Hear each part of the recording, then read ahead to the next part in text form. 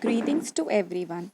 In this video, we are going to discuss Paris Agreement and its relationship with EIA Draft 2020. Paris समझौता और EIA के साथ इसका संबंध।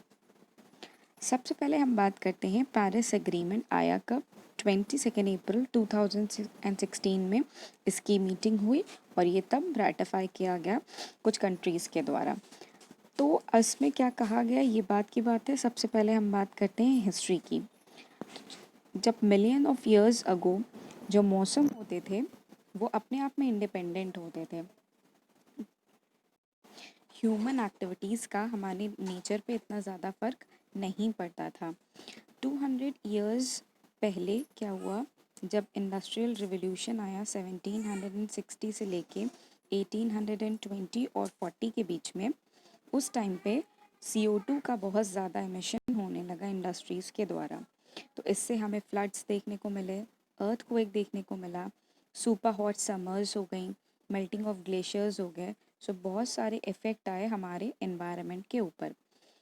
अब फिर जब हमने जिस सन से डेटा कलेक्ट करना स्टार्ट किया जिस ईयर से, तो वो था 1890। उसमें देखा गया कि हमारा ग्लोबल टेम्परेचर -0.37 है। 1940 में ये पता चला कि हमारा ग्लोबल टेम्परेचर अब बढ़ के 0.03 -0.03 हो गया है। 1980 में यही टेम्परेचर पॉजिटिव 2.7 हो गया है। 2.7। अब इससे हमें क्या पता चल रहा है कि हमारा टेम्परेचर लगातार बढ़ता ही जा रहा है।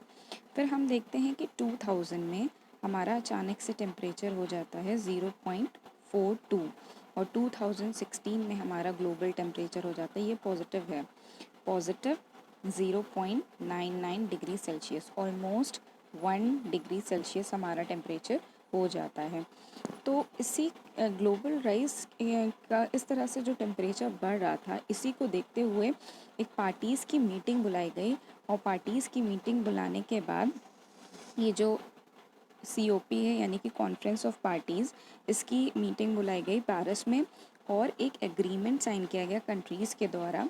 क्या एग्रीमेंट साइन किया कि जो ग्लोबल टेम्परेचर है, जो पूरी अर्थ का टेम्परेचर है, वो हम क्या चाहेंगे कि 2 डिग्री से कम रख सकें, और अगर हो सके तो अब जिस पेस से बढ़ रहा है तो ये 2 डिग्री से ज़्यादा जा सकता है, लेकिन हमने अपना एम क्या बनाया कि वो 1.5 डिग्री सेल्सियस तक ही रहे और इससे ज़्यादा ना बढ़े। ये बात हुई थी हमारे पेरिस एग्रीमेंट 2016 में।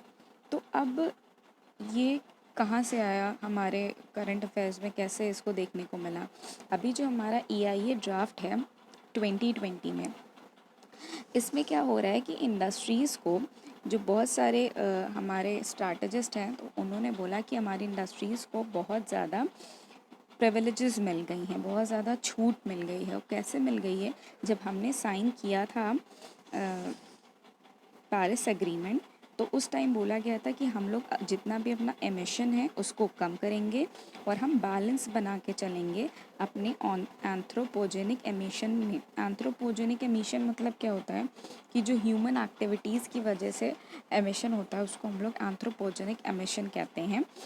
Bye sources and by removal of sink of greenhouse gases, यानी कि इसका मतलब कि हम लोग कोशिश करेंगे कि ग्रीन हाउस गैसेस कम से कम एमिट हों।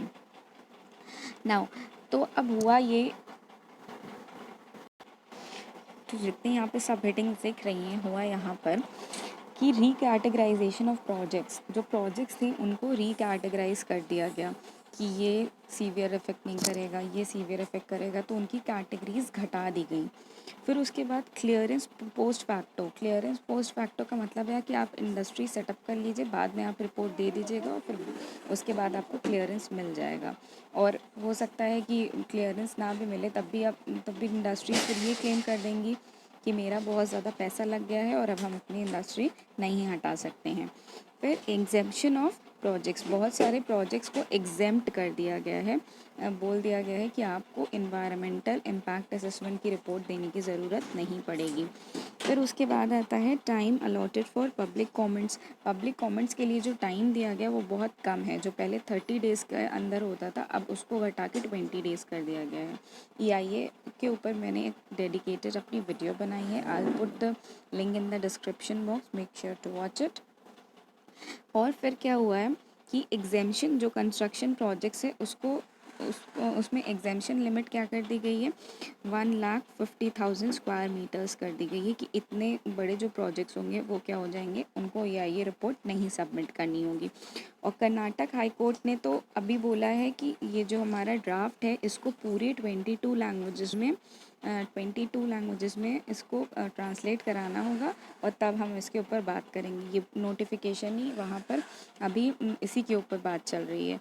सो अगर हम लोग इंडस्ट्रीज़ को इतनी ज़्यादा छूट देते जाएंगे, इतनी ज़्यादा छूट उसी को देते जा रहे हैं, इंडस्ट्रीज़ को ही बढ़ाए जा रहे हैं, तो हमारा इन्वायरमेंट जो हमारा नेचर है वो डिग्रेड कर जाएगा। जैसा कि पेरिस एग्रीमेंट में था कि अगर कार्बन डाइऑक्साइड और ग्रीन हाउस गैसेस का इमिशन बढ़ेगा तो अर्थ का टेम्परेचर राइज कर जाएगा। तो इससे हमारा पेरिस एग्रीमेंट वायलेट होगा, जो EIA ड्राफ्ट हमारा चल रहा है। हमने फ्यूचर विजन अभी क्या देखा है कि जो हमारा EIA ड्राफ्ट चल रहा है इसकी वजह से हमारा पेरिस एग्रीमेंट वायलेट होगा। तो इसीलिए अभी रिसेंटली ये न्यूज़ में रहा है कि अगर हमने इसी को फॉलो किया, इसी को अगर हम फॉलो करते रहे, हमारा EIA इसको फॉलो करते रहे तो हमारा पेरिस एग्रीमेंट वायलेट कर जाएगा। और भी बहुत सारे हैं कि ये एग्रीमेंट वायलेट कर जाएगा, but Paris agreement is the most important among them, and that's why इसको बोला गया है कि EIA को आप अमेंड करिए और अभी से एक्ट ना बनाएं, इसके ऊपर और मॉडिफिकेशंस करें। और जो इंडस्ट्रीज़ को इतने सारे प्रिविलेजेस दिए गए हैं, सिर्फ इंडस्ट्रीज़ को प्रिविलेजेस ना दिए जाएं और इंडस्ट्रीज़ को नेचर के साथ बैलेंस किया जाए, ये अभी लोगों के द्वारा बोला जा रहा है। So this was all about today's video. If you like this video, then give me a thumbs up and subscribe to my channel.